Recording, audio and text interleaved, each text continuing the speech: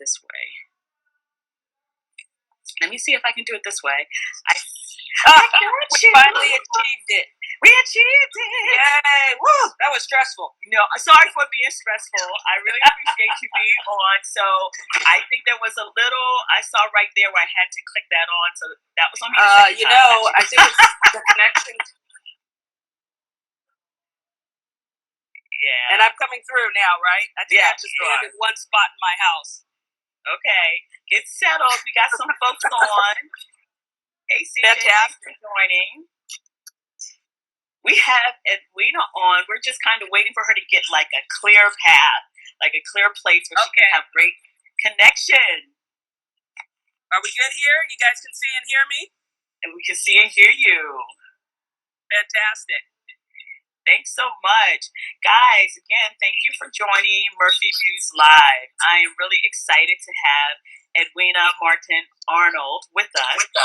She is a romance writer, and so, of course, we want to hear about her new book and what's going on. But I have to give her background. Like, Edwina was a former prosecutor, and she now works in civil rights as a chief diversity and inclusion officer, and she's also a basketball coach. So one of the things I love about, talking to artists is that, it's not only one thing. We are definitely multi-talented, and I love to see Edwina is reading her bio about her being a lawyer, prosecutor, and fulfilling her dream as a writer. So we're going to start this off. Thanks again for joining. So how and when did you become inspired to write? Well, I've always written little short stories here and there. And then when I was prosecuting, I would read a lot of romance just to counterbalance what I was seeing in my work life. And so I remember a friend asking me, a former prosecutor asking me, hey, what would you do if you weren't doing this? And I said, hey, I would write romance books. And everybody laughed at me. And so anyway, I had the opportunity to come home and raise my kids. And at that point in time, I decided to write. And I wasn't writing to be published. I was writing for the joy of writing, it was, and I wouldn't do an outline or anything. I would just start writing and see where the story took me. And I found great joy in that. And then I ended up getting published. But my dog, you might see him in the picture here. He's wandering around. But I write for the joy of writing. Now, do you have... It does. Thank you. Do you have a writing space in your home? And you were talking about, coming home and being with your kids. Did you have a special place that you feel like, okay, I'm very creative here, or a special place that you created for yourself? Well, when I first started, my first book was published in 2000. So we're talking a span of, what is that? It's 20 years. 20 years. Well, when I first started writing seriously, my favorite place to write was in my bed. And I was writing longhand. My first two books were longhand. Now I write with the iPad. But my back started hurting, so I had to get out of my bed. So recently, Starbucks was one of my favorite places to write, but with the pandemic, that wasn't available. But the good thing is, it made me clean out my home office, and I've made it comfortable. And that is now my favorite place to write. And I would be in my home office right now if I had decent internet reception. But I'm in my living room instead. But yes, my office is now my favorite place to write. Favorite place. Well, we have a lot of writers on joining us, and so I think we have folks who are authors. We have folks who are also writing screenplays and for TV. So I'm sure folks can definitely relate to having a desire to write and just having kind of like your favorite place. Yeah. So tell us about your latest book. Is your latest book Vanilla Chocolate?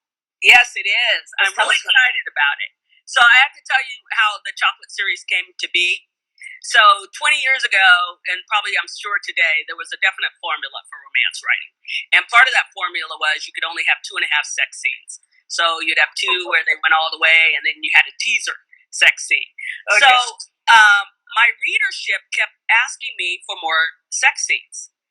And so that created, and I believe it's because I create a love story and I bring it from the perspective of the character, so each one is different. And, you can feel and go through that journey with the character. So it created a dilemma because I knew if I wrote a book with more sex scenes, I couldn't get it published with my current publishers. Okay. So what was I going to do? Back then, I only knew being a published author. But you know how it is as a writer or a creative person. Once that nugget of an idea is there, I kept thinking, well, how can I do this? And I said to myself, I can create a character who's a sexual innocent. And you get to go through all of these wonderful experiences with her. And so I wrote it in a month. That's the quickest I've ever written a book. And then once it was written, I had to decide I could try to get it published. If I'm going for a different publisher, it could take a year and a half. It takes forever to get published. So I decided to go the self-publishing route. And back then, it was a lot different than the self-publishing route today. Okay. And so I was able to self-publish Chocolate Friday. It was one of my most successful books. I've updated it and re-released it. And so when I started writing again, I took a long break from writing. When I started writing again, I said, let me do the second book to Chocolate Friday. And it's Vanilla Chocolate. It's my first interracial. And I'm really excited about it. It comes out on June 1st. Okay. So go to Amazon, get Vanilla Chocolate. And I'm currently starting the third book in the series, which is called Chocolate Drop. So I'm excited about my chocolate series. Well, so great. So you said June 1st. And so for us to go and get that book, so that would be on, how do we do that? And where? To go pick up. You're freezing on me a little bit. I'm sorry. Sorry. You froze on me a little bit. So I was saying, you were saying is, oh, no problem. So you were saying that it's coming out June 1st. So how can we go? Is that on Amazon that we can find the book? That's correct. That's on Amazon. You might hear my dog barking. Okay. Stop, Guap. Oh, that's fine. I did want to ask you, one of the things I thought was really keen was you talked about how your audience, your folks who are buying your books, they wanted to have more sex scenes. So what was that interaction, or how did you keep in touch with your audience? Was that via email? Was that through social media? Well, email. So, a long time ago, it was mainly email, but also book signings. One of my best ways to get the word out is grassroots, and individual women would have book signings for me. And so I go and 20 women show up and I present my books, and then we have a conversation. And so a lot of it came through those conversations, but email. But now on social media, yeah, I get comments all the time. Yeah. That's very good. So have you, with social media, you find it easier to have conversations with your current audience, but what about developing that audience? Are you doing outreach, or do you kind of find it as word of mouth? Well, I'm figuring things out. I mean, this opportunity is absolutely fantastic.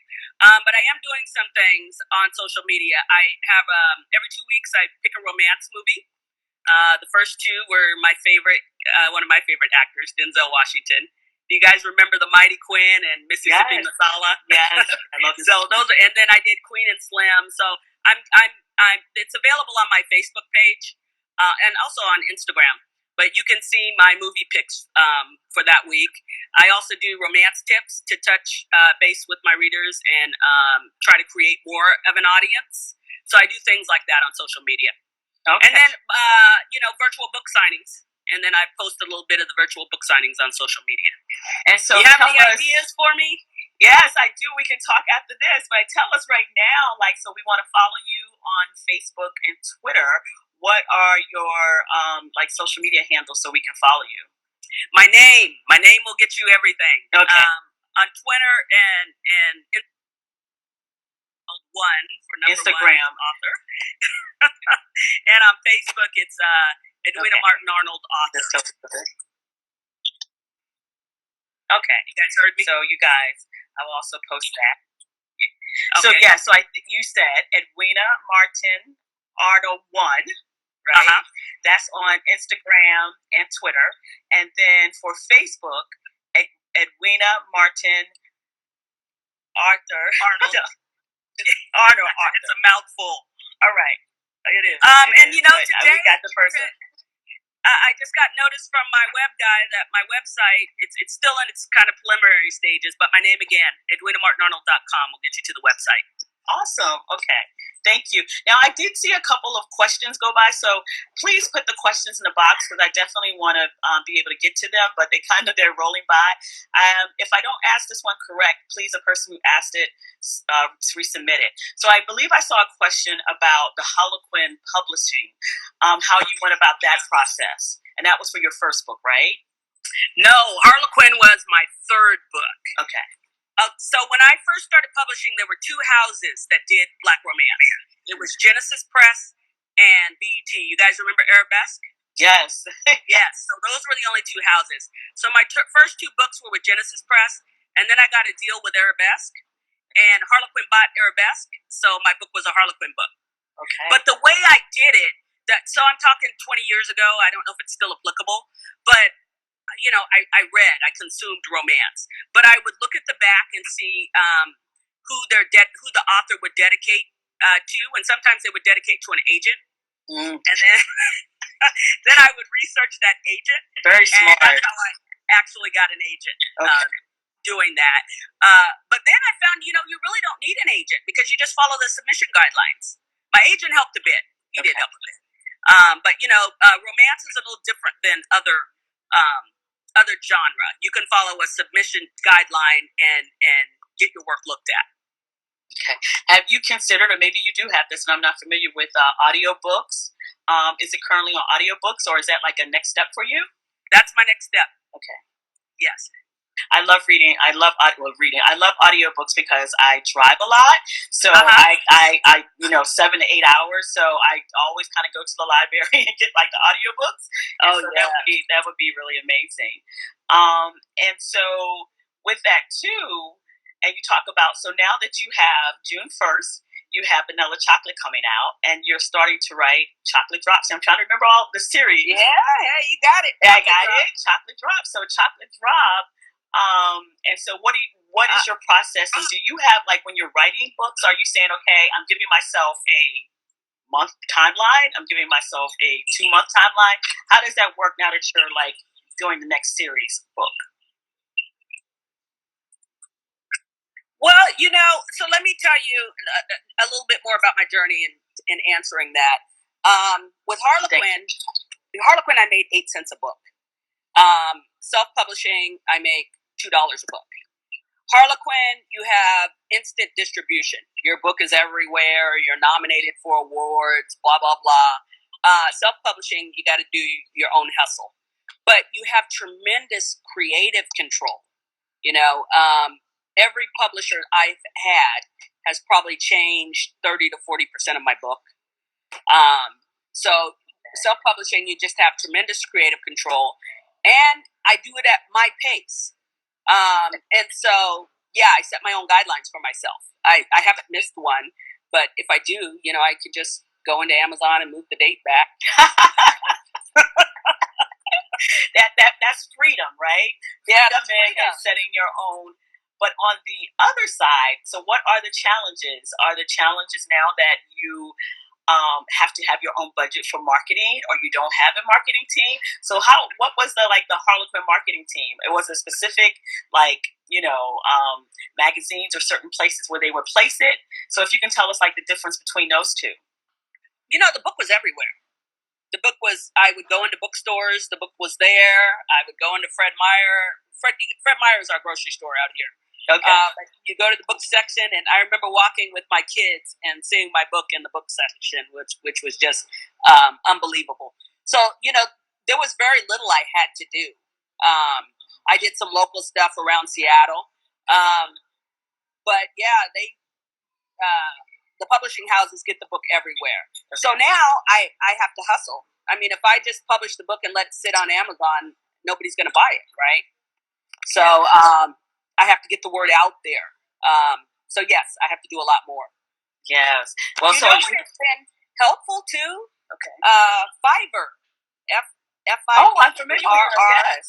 Yeah. So I used Fiverr. What am I trying to say? To edit the book. Okay. Yeah, and it was a reasonable price, and the editor did a good job. And I've used fiber for some of my logos, etc. So that's a great place to get work done at a reasonable price. Oh, that's good. You have some fans of vanilla chocolate in the feed now, and they're saying that they're in the process. They're reading it now. They haven't completed it, so they're looking forward to finishing that. And also, people are listening to you talk about the different the process, and this agreeing that it's more creative, control now, and more royalty share. So thanks, Janet, for that. Yes. Yes. When I first self-published Chocolate Friday, I think it cost me about $1,500, $2,000, something like that. Yeah. And then I had all these books I had to deal with. You come home, you got your orders, you got to go mail out the books, etc. I mean, Amazon, it cost $12 for the cover photo. And they produced that. I am just tickled pink because when I first started this, the publishing houses were such a barrier, and then it was so expensive to self-publish. So I'm just tickled pink that if you have a message, you could get it out there pretty easily now. And so we have a question from Letitia. Have you taught romance writing? No, I haven't. People have asked me. I'm unconventional because being a lawyer, I spent a lot of years in school. So if somebody told me that I had to go to school to do this, I would pull out my hair and scream and yell no, and it wouldn't be fun anymore. But what I did, I haven't taught classes, but I've told people my process. You have to read to write. And so I read a lot of romance books, so I have a really good feel for it. Yeah. And when I decided to write it, I dissected the books I loved the best. Everything has a formula. So I dissected the books I loved and wrote from there. And what I do is I come up with a conflict, a believable conflict for the characters, and then I work from there. Because nobody wants to read a book about two people getting along all day. Yes, you have to have that flow, right? The flow of that conflict resolution. And so one of the things we had another comment. So that's kind of my process. The best writers. So I know do you agree with that? Unconventional. It is. So what do you think? How would you say? I did read something else about in your bio saying that your mother knew kind of that you were going to be an attorney or a writer because you were kind of always, kind of asking those questions like what's next and why. And so she kind of knew that. Exactly. So what do you think? The similar personalities for those two things. Do you think how does that lawyer, those skills connect to the writing? Oh, that's a good question. It didn't, let me tell you a brief story. It didn't connect very well when I first started writing because I wrote my first piece. I let my family read it. And my brother Greg said, this is a great book if you're writing a legal thesis. And he said it as nicely as he could, but of course it still hurt my feelings. But I had to de-lawyerize myself. Being a lawyer teaches you how to be organized. And I think what my mother was referencing too is when she made a decision, I wanted to know the reasons behind her decision. I wanted her to justify herself. And she didn't always want to justify it. You can imagine as a mother. But the great thing about parents, they see our talents, right? Yeah. Talents, and it's like, okay, how does that translate to a career? How does it translate to you, getting through school or whatever your dreams are? Yeah, exactly. Was that a question or a comment? Well, no, it could be both. Like, I think, I remember like my family saying similar things just about my personality. So if you want to definitely add on to that, that would be great.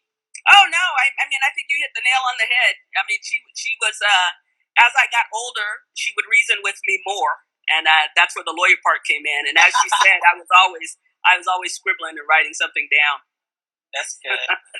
So I'm really intrigued by the question about doing a romantic writing class. I think there could be some opportunity, especially now. So many people are doing, sharing their passions on Zoom and on live. And so even maybe you want to do a 30 minute to hour workshop. That might be great to kind of test the water. Yeah, I'm game. I would have to sit down and write down. You know how you just do things and you can't articulate your process? But yes, I would sit down and write down and articulate my process, and I would love to do that. It sounds like a lot of fun. Yes, I say try it out. So would you consider, like, would you say that you're always writing? Whew. Well, I work. And at work, actually, yes, I am always writing. Okay. Because at work, of course, I have my legal background and they know I'm a writer. So I end up writing a lot of things automatically. Yes. And then, yes, I'm writing at home. And then, as you said, I'm a basketball coach. And I often write down my strategies. So, yes, I think I am always writing. Oh, cool. Or dictating now. The notes on the phone is wonderful. Mm-hmm. You can just dictate out what you want to say. I know, but I think that's great too. How you shared in the beginning, how you were you were handwriting, and now kind of using. I think you said your iPad now. Yeah. It's something about writing. I mean, I'm going to. But I remember now. I was.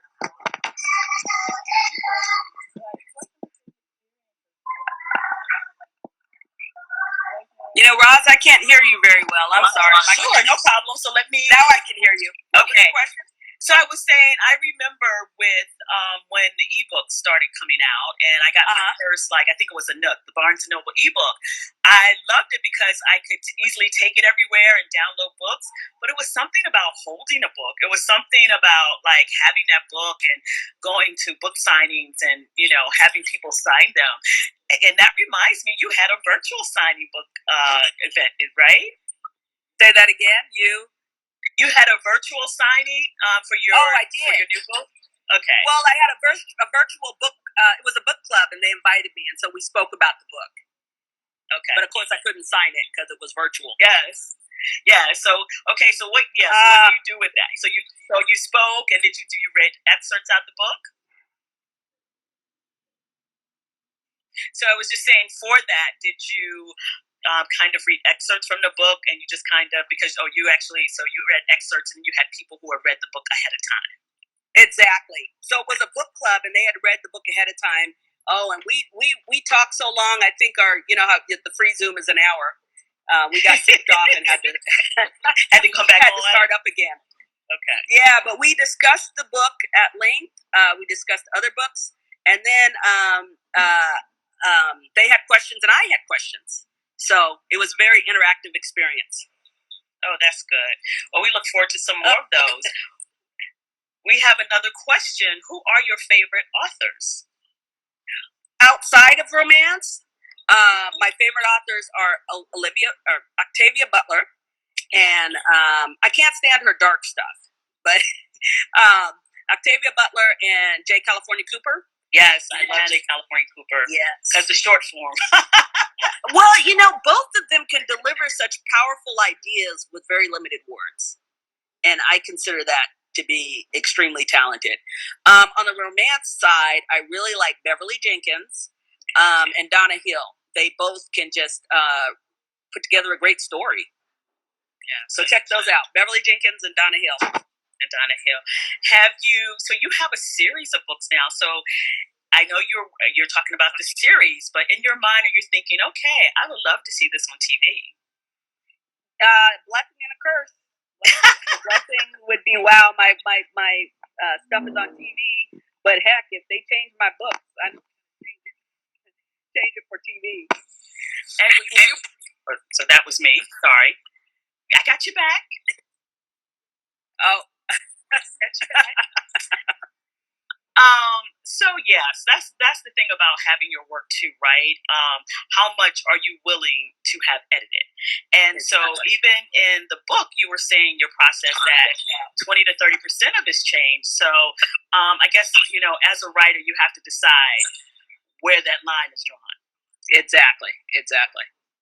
Like Jolie Surrender, which was my second book. I love basketball, so I had a whole bunch of basketball. But the male main character is a basketball coach. And I remember the editor saying, Edwina, nobody wants to read about all this basketball. So they made me cut it all out. I had some great, I was describing a game, I remember, and I just thought I had brilliant writing, and it all got cut. And so I just asked you a question about movies, and we had a question similar to that about your books becoming movies or TV series. So I'll just alter it a bit. Since that thought is there, and about TV series, is there a specific like platform or network that you would see being perfect for your series? Shucks. Can you hear? I'm sorry, I missed part of the question. Sure, I'll do it. You said, is there a specific? Sure. So when we think about like the next step, right, of your series, a specific like a TV or film, let's think about TV as a specific like network or platform that you would love to see your story on. Wow, that's a good question. Amazon Prime is doing some great things, and I'm in Seattle. Oh, yes. So. That's perfect. But I enjoy Netflix as well too. You know, I probably watch those two exclusively now. Things have changed. You know, and then I just thought of this too, if you don't mind me going back just a little bit. One of the things that helped me shift from writing longhand to the computer was I remember wanting to move big chunks of the story. And it's pretty difficult to do when you're handwriting. But when you're doing it on the iPad or the computer, it was so much easier to move things. And I felt the same way you did about having a paper copy in my hand. And I can't tell you when the transition happened, but I'm probably exclusively ebooks now. I mean, I bought Becoming because Michelle Obama came, you know, so I bought a hard copy of that book and went to see Michelle Obama. But that's probably the last hard copy book I bought. Yeah, I used to be that person loving to go to Borders bookstore way back in the day in Barnes and Noble, and I have books that I just will not give away because I have that signature and was able to sit there and hear right from the author, which that's an experience that you know it is really true to you. You really feel the words. It's kind of going by the wayside. Yes. So, can you hear me? Yeah, yes. I think it may be both of us. So, we have a couple of folks here who are familiar with vanilla chocolate, and then we may have some new folks. So, can you just kind of give us, just a little synopsis about it, and just kind of tell us about the characters, because we want to get people to go on Amazon June 1st and get that book. Yes.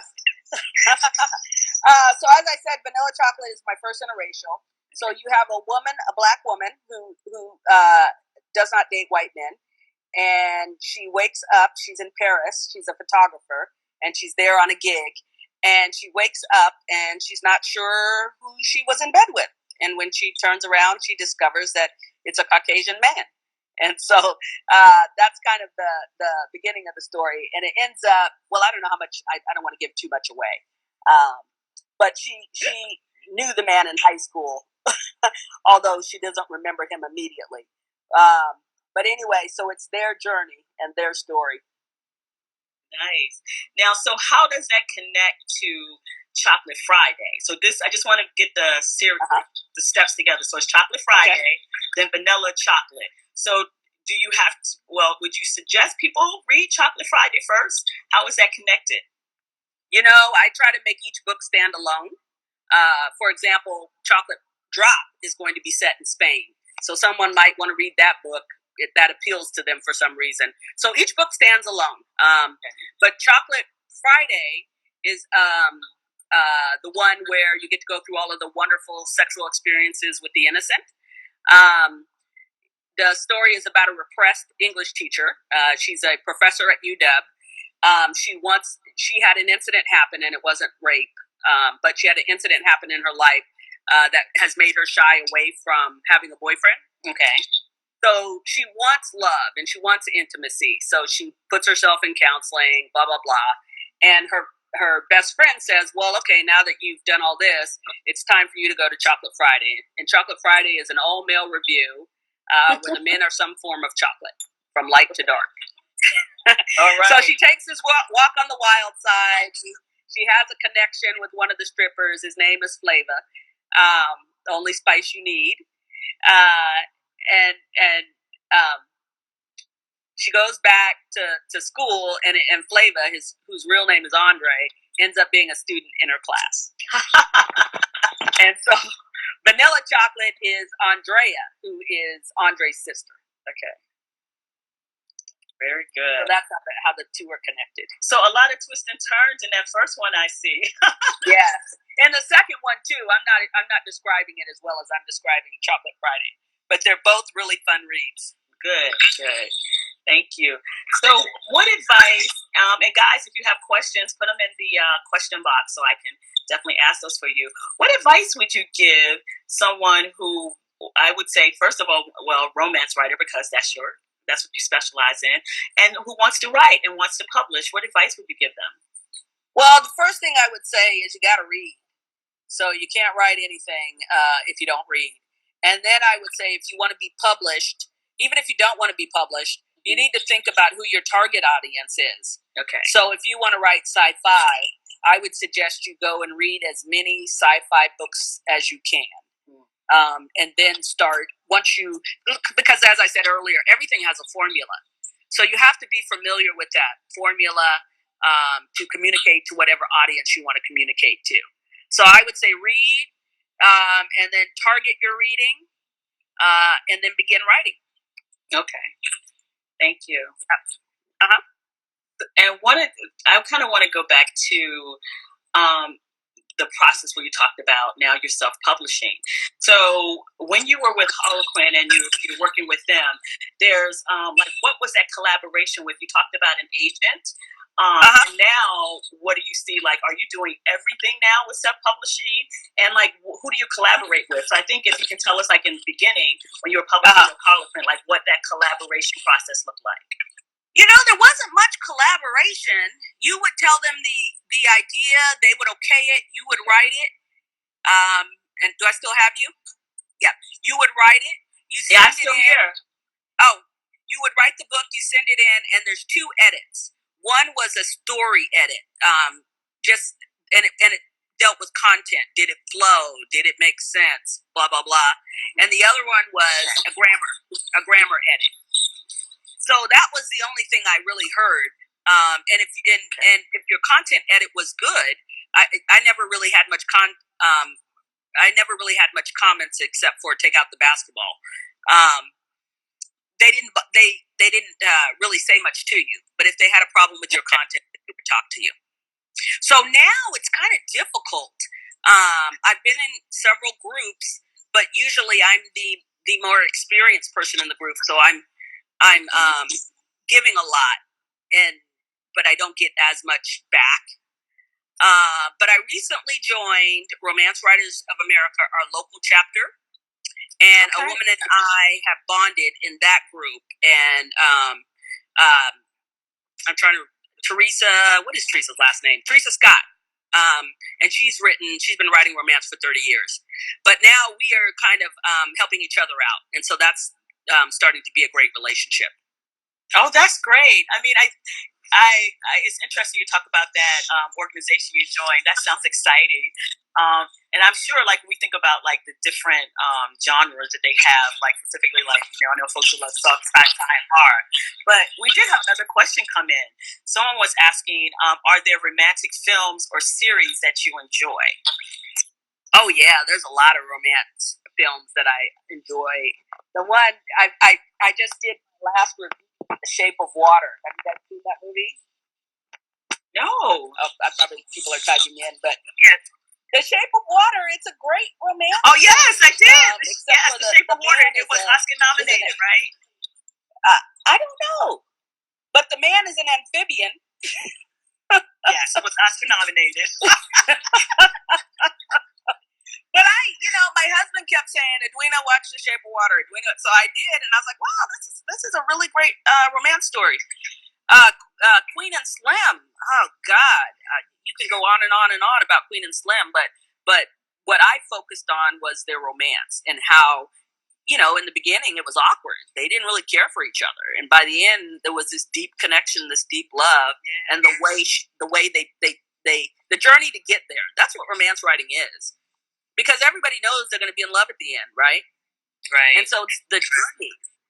The journey. That's interesting. Now, one of the writing groups I'm in, they actually asked the question last week, what film would you have wished you had wrote? And I wrote down that as one of them, and I said, but I would have to change the ending because I loved it up to the end. It was just, but what another reason why I love that film is my family, 20 of us went to see it. It was so much conversation for 3 days about that film. And I don't think it's another film where my mother, my sisters, and me and my nieces and nephews had conversations. I lost you a bit. Yeah. So it's interesting that you picked that. You know what I found really? I said it's interesting. I missed the last part. I wouldn't thought of it as a romance film.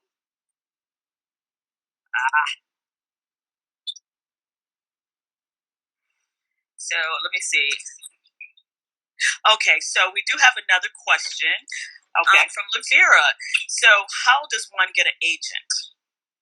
Well, the way I did it was I read the backs of books, and saw sometimes in the back of the book they would thank their agent, and then I did research on that particular agent, and then I sent letters to the agent, and so that's how I got my agent.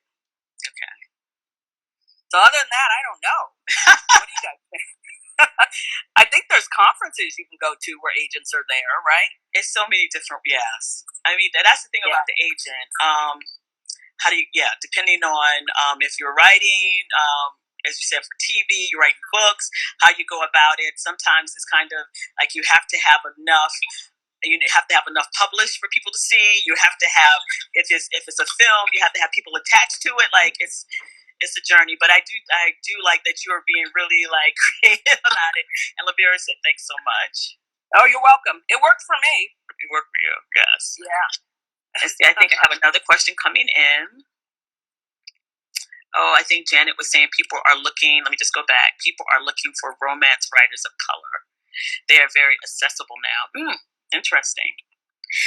So I was wondering too. One of the questions I was asking you about was like TV series, right? One of the things I've noticed the last two Christmas seasons is just about the content, right? For stories. So, what do you think about? Because when I look at Christmas stories, I almost also think of them as romance stories, and just wondered if you have had any interest in that, or if you know anything around like the Christmas stories, because almost on every channel this year they were like on Hallmark and Lifetime, like back to back for almost a month, which is awesome because I love those Christmas stories and romance stories. But if you just kind of like have any thoughts about that? No, but you planted a seed. You know what I'm thinking of? Best Man Holiday. Yeah, wasn't that a great story? Yes. And I think it was Christmas time. I mean, except for the person, one of the main characters dying, but actually for me. So when you say I'm planting a seed, I actually have a friend who's a film writer and a director, and she was saying that she got outreach to her to write something for Lifetime, and she was just talking about how much it's the market now, and I was like, interesting because I've just noticed, like I said, in the last 2 years, it's just for a month of December. Like, I mean, maybe it starts like right after Thanksgiving, all of these beautiful Christmas stories. So I love that kind of thing. Yeah. Well, they got Sleepless in Seattle. I could do Christmas in Seattle, right? Ooh, see, we're waiting for it. You have a lot on your plate. You have a lot now. You're finishing Chocolate Drop. We got you doing a romance writing class. You're going to be doing... Oh, man. Getting ready for your TV series. So you have a lot on your plate. That's better than being bored, right? Yes. And so for folks who have any questions, especially the writers, is there anything that I missed?